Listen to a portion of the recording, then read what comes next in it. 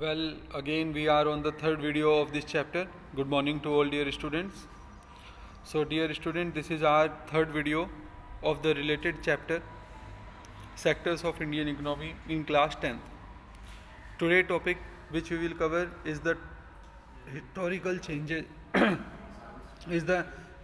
changes in the sectors of the economy. This topic we have to cover today. So let's examine this. First passage from the topic is, generally it has been noted from the histories of many now developed countries that at initial stage of development, primary sector was the most important sector of economic activity. Well, ये passage हमें ये बताता है क्या, that nowadays which are the developed economies, आज की date में जो developed economies हैं, when they are at the initial stage of their economic development, even they are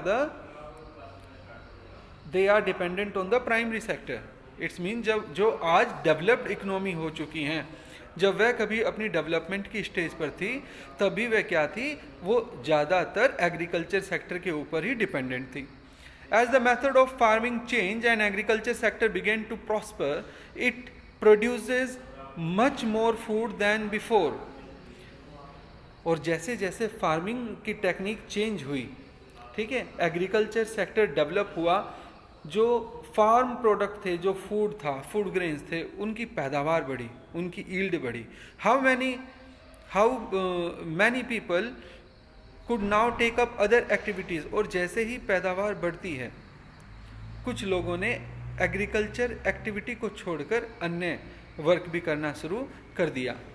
देखिए, basically we do the agriculture work for getting food for our living.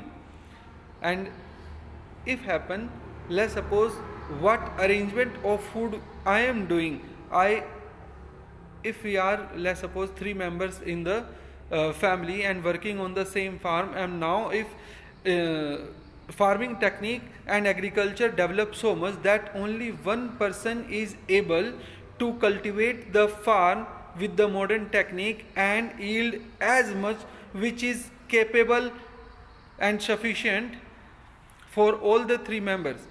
अगर 3 member हैं family में और तीनों मिलके एग्रीकल्चर में काम कर रहे हैं, लेकिन क्योंकि एग्रीकल्चर डेवलप हो चुका है और एक पर्सन ही अब एग्रीकल्चर के डेवलप इक्विपमेंट से फार्मिंग कर सकता है और इतना कर सकता है कि वो तीनों ही पर्सन्स के लिए अवेलेबल हो, देन ये जो रेस्ट ऑफ द 2 जो पर्सन है, what will they do?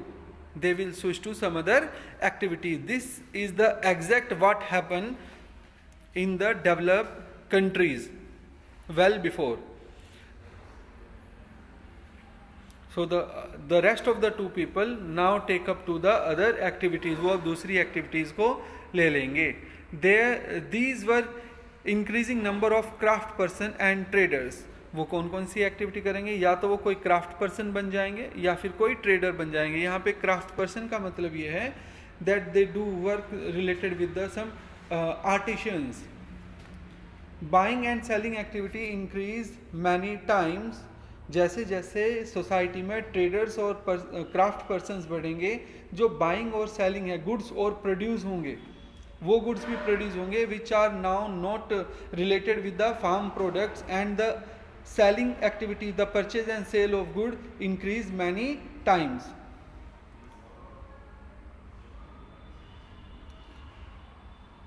Beside there were also transportation, administration, army etcetera. देखिए, इन सब से अलग हटकर जो है हमारे पास क्या, हमारे पास, वेट अ वाइल बेटा, just wait a while, yes, now it's okay.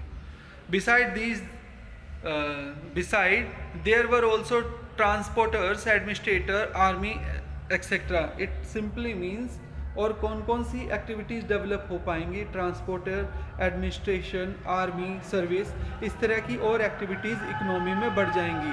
However at this stage most of the goods produce were natural product from the primary sector and most people were also employed in this sector. हालांकि इस stage तक भी ज़्यादातर जो product बनाए जाएंगे वो agriculture के ऊपर डिपेंडेंट होंगे, और वो प्रोडक्ट जो एग्रीकल्चर के ऊपर डिपेंडेंट हैं वो अभी भी नेचुरल प्रोडक्ट होंगे, और मोस्ट पीपल जो हैं अभी भी इनडायरेक्टली भी एग्रीकल्चर के ऊपर ही डिपेंडेंट रहेंगे। Over a long period of time and especially because new method of manufacturing were introduced, factory came up and started expanding। और काफ़ी समय के बाद जब नए मेथड आ जाएंगे मैन्युफैक्चरिंग के, जब मैन्युफैक्चरिंग के नए मेथड आ जाएंगे और नई नई फैक्ट्रीज़ का सेटअप होना शुरू हो जाएगा, तब हम देखेंगे कि हमारे पास क्या हो चुका है, इंडस्ट्रियलाइजेशन हो चुका है, जिसमें हम ये पाएंगे that large number of factories were developed in the economy। They were forced to do as you read in history chapter। People began to use many more goods that were produced in factory at cheaper rate। और यहाँ पे simple मतलब ये है कि when we produces the good in the factory, we produces the good in the bulk, and if we produces the goods in the bulk in more number, the rate of each product decreases।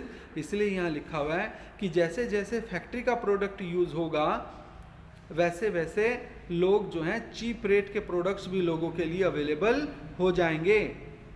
Secondary sector gradually become the most important in total production and employment.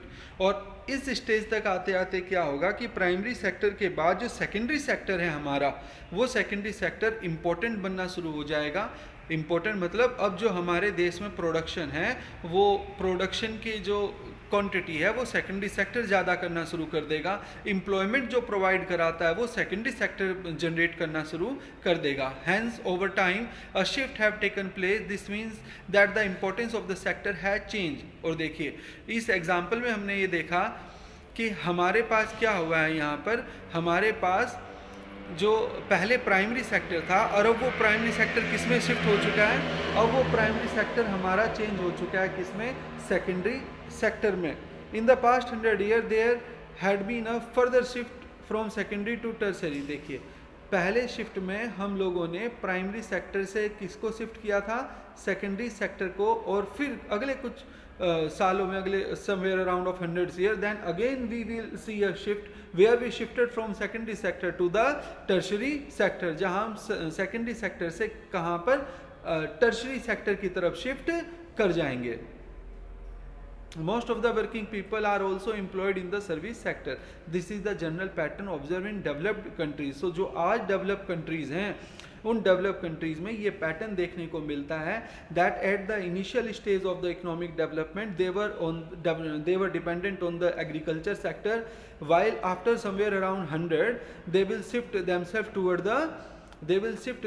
toward the secondary sector, and now again they at the third time they shift themselves in tertiary sector। What is the total production and employment in three sector in the India over the years? Have there been changes similar to the pattern observed for the developed countries? देखिए तो अब हमारा question ये है कि क्या India में भी ऐसा ही हुआ है, क्या इंडिया जो कि एक डेवलपिंग नेशन है, क्या उसमें भी जो है पहले हमने प्राइमरी सेक्टर के ऊपर डिपेंडेंट थे, सेकेंडरी से होते हुए क्या हम टर्शरी में जा रहे हैं, और इस बात को हम कैसे समझ सकते हैं ये हम समझेंगे नेक्स्ट पॉइंट में। फिलहाल हमने हिस्टोरिक चेंज में ये समझा है क्या कि हमारे पास जो है हिस्टोरिक चेंज में हमने ये समझा है कि जो भी डेवलप इकोनॉमी होती है वो डेवलप इकोनॉमी प्राइमरी से सेकेंडरी और सेकेंडरी से टर्शरी सेक्टर की तरफ शिफ्ट करती है। Well again the few questions, एक क्वेश्चन लिया है हमने इस टॉपिक से, describe the historical changes that have taken place in the sectors of the economy in the developed countries. जो डेवलप्ड कंट्रीज हैं उसमें जो इकोनॉमिक चेंज होता है, उस इकोनॉमिक चेंज को हिस्ट्री के साथ, टाइम ऑफ पैसेज के साथ हम कैसे समझ सकते हैं, ये इस क्वेश्चन का आंसर है। सभी बच्चे जो हैं ये टॉपिक को रीड करो और क्वेश्चन के आंसर को एक बार समझने की कोशिश करो। All the best, keep continuing your studies, all the best to all.